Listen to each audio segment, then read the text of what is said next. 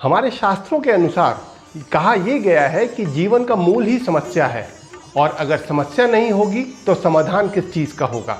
आजकल के news channels में जो शोर शराबा हो रहा है उस वजह से आम जन की समस्या कहीं दब सी गई है।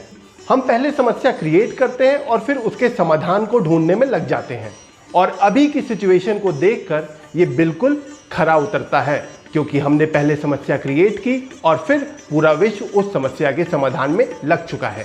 वैसे इस बड़ी समस्या से तो पूरा विश्व एक साथ लड़ रहा है या जूझ रहा है।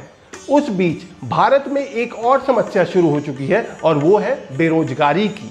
और इसी में हमारी सरकार में एक मंत्रालय है, पर्यटन मंत्रालय। देखिए, मैंने कहा हमारी सरकार में, मैंने नहीं कहा कि मोदी सरकार में। हमारी इसलिए क्योंकि इसे हमने चुना है, तो ये हमारी सरकार है।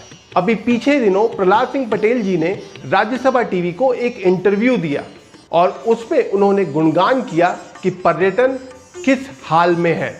मैं यहाँ पर उस इंटरव्यू के इम्पॉर्टेंट पार्ट्स, जिसमें एक्चुअली में समस्याएं क्या हैं और मंत्री जी क्या कह रहे हैं और ग्राउंड रियलिटी क्या है, स्टेक होल्डर से डायरेक्ट उसका आंसर प्राप्त करूंगा। उनके उस प्रवचन में कुछ बिंदु हैं जो कि बेरोजगारी की तरफ अग्रसित है और मैं उन बिंदुओं को पॉइंट आउट करूंगा। मैं इस बातचीत में पर्यटन व्यवसाय से जुड़े सबसे निचले पर अहम पायदान पर खड़े सर्विस प्रोवाइडर्स की व्यथा उनके ही द्वारा रखकर प्रहलाद सिंह पटेल जी को मैसेज पहुंचाने की कोशिश कर रहा हूं।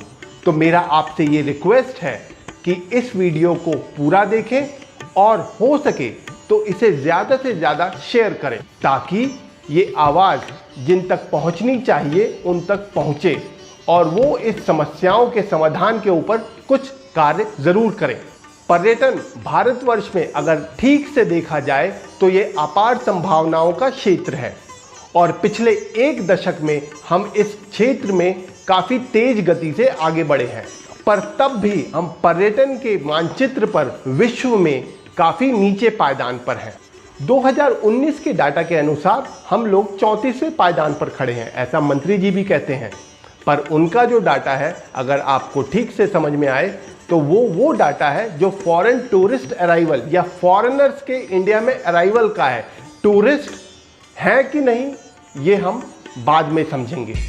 मुझे लगता है कि मोदी सरकार के पहले जो 5 वर्ष थे उसकी जो पर्यटन की यात्रा है वो बड़ी यशस्वी यात्रा है। हमने दुनिया में जो रैंक हमारा 65वां था उस स्थान से हम 34वें स्थान पर आए।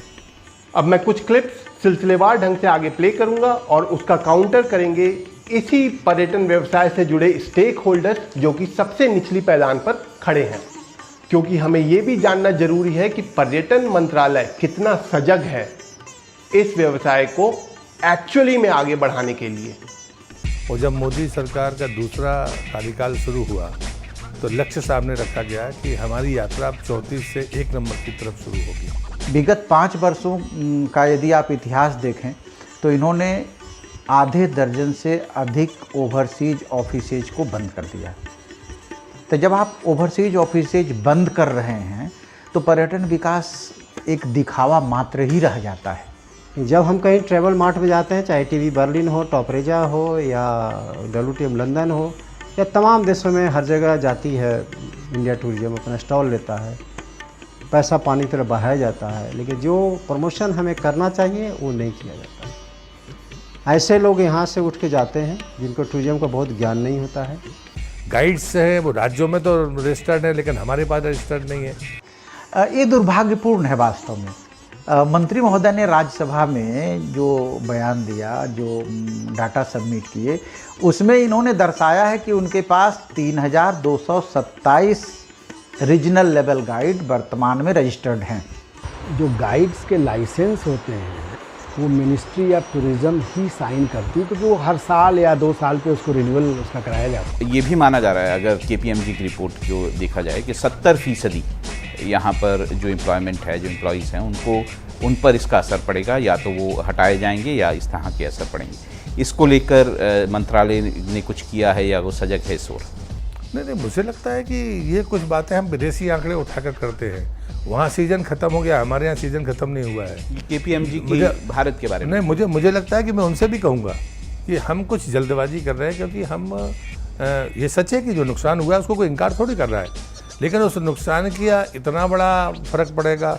अब उदाहरण के लिए कुछ अच्छी चीज़ें भी आई हैं, जैसे हमने गाइड्स का एक कोर्स शुरू किया ऑनलाइन, क्योंकि वर्चुअली कर सकते थे हम, तो सितंबर में पहला बैच निकलेगा। लेकिन एक बात ये भी आई है कि गाइड कहीं रजिस्टर नहीं है, वो स्टेट में भी हैं, उनका कोई प्रोफेशनल तरीका नहीं है, लेकिन अब चीज़ें लाइनअप भी हो रही हैं। इस वाले पार्ट में कितने कन्वीनियंटली इन्होंने KPMG की सजेशंस और रिपोर्ट को नकार दिया, और उसके बाद जिस गाइड कोर्स का इन्होंने नाम लिया वो एक्चुअली में गाइड कोर्स नहीं है, वो एक फैसिलिटेटर कोर्स है जिसकी क्वालिफिकेशन हाई स्कूल पास की है। फैसिलिटेटर का क्या काम होता है और गाइड का क्या काम होता है? गाइड का मतलब तो बड़ा व्यापक होता है। गाइड का मतलब होता है कि वो पूरा ज्ञाता हो, ज्ञानी होता है। आप किसी सब्जेक्ट से PhD करने गए हैं, जो प्रोफेसर आपके होते हैं जो सहायता करते हैं उनको भी गाइड बोला जाता है। आप एक टूर को लेके आए हैं बनारस जगह पर, आगरा जैसी जगह पर, राजस्थान में लेके गए हैं, वो पूरी कल्चर रिलीजन से वाकिफ़ होता है, उसका कुजिन के बारे में होता है, लोकल हैबिटेट्स कैसे रहते हैं, वहाँ की इकनॉमी कैसे चलती है, वहाँ की खेतीबाड़ी कैसे होता है, क्या क्या होता है, उसकी पूरी वो एक विद्वान होता है जो टूर के साथ एज ए स्कॉलर बन के चलता है उस समय, जिसको बताता है। फैसिलिटेटर का मतलब होता है फैसिलिटेट करना, जैसे एयरपोर्ट पे जाकर इमिग्रेशन कस्टम में कैसे क्या होता है उसको बताना, ये डू एंड डोंट डू, ये करना है नहीं करना है। आप जैसे जैसे जिस तरह के सिटी में जा रहे हैं, जैसे बनारस में आपको टेंपल टूर करने जा रहे हो तो आप शॉर्ट्स पहन के नहीं जाओ, छोटे छोटे वस्त्र पहन के न जाएं। इस तरह का कार्य ये फैसिलिटेटर का है। प्लस किसी को एक कंपनी चाहिए कि जाकर हमारा गाइड कहाँ मिलेगा, तो फैसिलिटेटर लेके जाए, गाइड से इंट्रोड्यूस करे। आपका गाइड नहीं लिया है तो बोर्ड कहाँ पर मिलेगा, किस घाट पर मिलेगा बनारस में, उस घाट पर जाके फैसिलिटेटर जाके आपको बैठा दे। फैसिलिटेटर बता आपको फैसिलिटेट करना है, असिस्ट करता है। मेरे विचार में इतना ही। गाइड और उसमें तो बहुत बड़ा अंतर है। देखिए, मुझे फैसिलिटेटर कोर्स पे कोई प्रॉब्लम नहीं है, वो फैसिलिटेटर कोर्स करवाएं, लेकिन एक चीज़ हमें बताइए आप कि फैसिलिटेटर को यदि ये गाइड बनाएंगे तो जो गाइड पहले से ऑलरेडी ट्रेंड है ministry of tourism government of India से, हाईली एजुकेटेड हैं, PhD होल्डर्स हैं, उनको और हाई स्कूल पास फैसिलिटेटर को, दोनों को आप एक श्रेणी में, एक कैटेगरी में कैसे खड़ा कर सकते हैं? क्या डॉक्टर्स और पैरामेडिकल स्टाफ दोनों एक कैटेगरी में आ सकते हैं? फिर क्वालिफिकेशन का महत्व ही क्या रह गया? क्यों आप कहते हो कि आप इंजीनियरिंग करो, मेडिकल करो, आप PhD करो? आप क्यों हाईली क्वालिफाइड लोगों की फौज खड़ी करते हैं, जब सारा काम आपको हाई स्कूल पास से? क्या मंत्रालय में हाई स्कूल पास लोग DG हो सकते हैं, ADG हो सकते हैं, या वहाँ के अधिकारी हो सकते हैं? बनाए रूल तो मैं देखूँ इनकी सहृदयता। आपने मेरी बात कह दी, पर्यटन मंत्रालय का खुद का कोई काम तो होता नहीं। बिल्कुल सही कहा मंत्री जी, पर्यटन मंत्रालय का कोई काम नहीं होता। अब इसी में यहाँ बनारस में इन नाव वालों की व्यथा भी सुनिए। मेरा नाम शंभुनाथ माझी, बनारस नौकायान सेवा समिति का मैं अध्यक्ष हूँ। जो हमारे नाव से जुड़े हुए हमारे परिवार के लोग हैं, राजघाट से लेकर 80 घाट तक हम लोग 3000 जो नाव से लोग जुड़े हुए हैं, और इनका परिवार कम से कम 2.5 से 3 लाख परिवार है। जो हमारे देश के प्रधानमंत्री हैं, उनकी तरफ से हम लोग को भी कोई मदद नहीं मिला।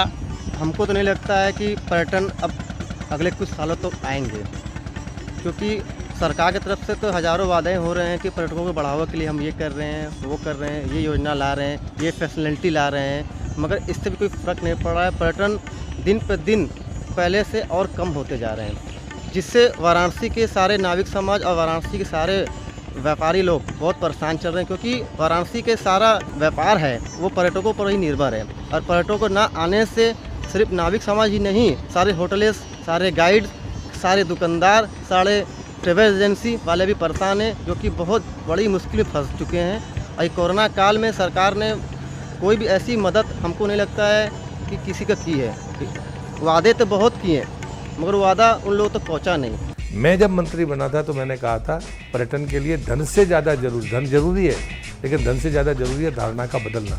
वास्तव में regional level guide they are trained by ministry of tourism, government of India. और ये एक सर्टेन रीजन के लिए इनको लाइसेंस दिया जाता है। पूरे भारत को 5 रीजन में बांटा गया, नॉर्थ, साउथ, ईस्ट, वेस्ट और नॉर्थ ईस्ट। इनका चयन विगत 35 वर्षों से पर्यटन मंत्रालय करता आ रहा है। मंत्री अगर कोई चीज़ बोलते हैं तो निश्चित रूप से उसके पीछे कोई उद्देश्य छिपा होगा। उसके 2 कारण हो सकते हैं। एक कि वो इसको जानबूझकर नकारना चाहते हैं, क्योंकि वो फैसिलिटेटर जो उनको मिला हुआ है कि आपको फैसिलिटेटर बनाने हैं गाइडों को समाप्त करने के लिए। उसके पीछे की बहुत बड़ी रणनीति हो सकती है, राजनीति हो सकती है, जिसमें मिनिस्ट्री ऑफ टूरिज्म के तमाम अधिकारी इन्वॉल्व होंगे, ट्रैवल एजेंट्स इन्वॉल्व होंगे। मंत्रीवर, टूरिज्म को पॉलिसीज पर और मत चलाइए। अब एक एक्ट की बहुत सख्त ज़रूरत है, क्योंकि समस्याएं प्रतिदिन बढ़ रही हैं और इसका समाधान सिर्फ और सिर्फ पर्यटन मंत्रालय के पास है और आपके पास है। हमारा मकसद यहाँ सिर्फ एक और समस्या के समाधान का है। RLGs को हटाकर एक 10th पास फैसिलिटेटर लेकर के आना मुझे लगता है कि भारत के पर्यटन के विकास के लिए एक अन्याय होगा।